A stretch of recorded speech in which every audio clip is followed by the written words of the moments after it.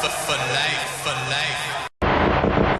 On January 3rd, 2024, no less than a month away from the recording of this video, 2K Games will be shutting down the servers for WWE 2K22.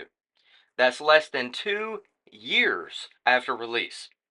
That means no more online matches, of course, no more My Faction, and most of all, no more community creations.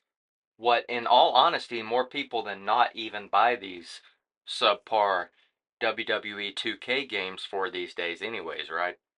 So, if you were like me and got suckered into the NWO Premium Edition of the game, dropping over $120 or something wild like that less than 2 years ago, your investment is now worthless if what you got these games for and what you get them for is to go online and download arenas, belts, and wrestlers from every company and era imaginable.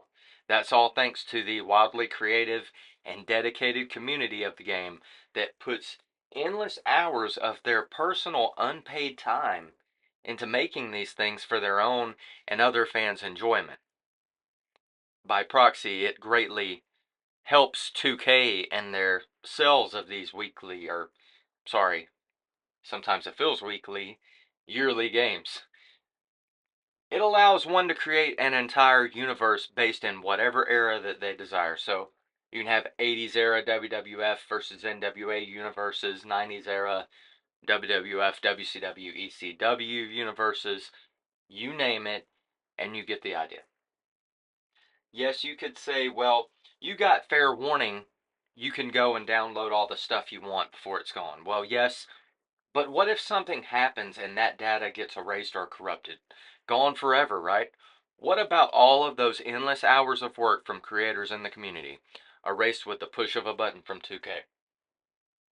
Neither the customers nor the creators that account for most of the money that they make on these titles, because, like I said, that's the selling point, is community creations.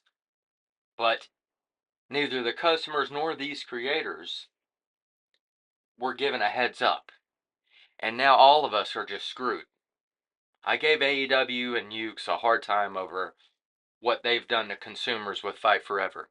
And I can't let 2K and WWE off the hook here, because this is, I think, even worse than what's happening over there with AEW's game.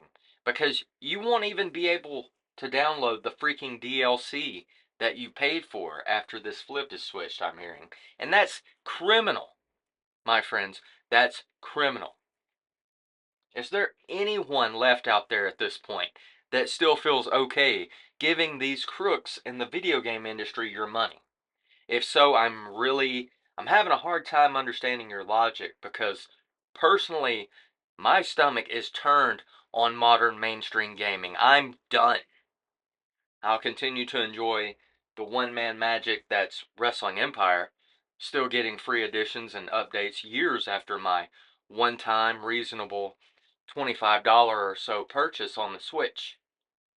And I'll continue to go back to the classics, like SmackDown 2, Day of Reckoning 2.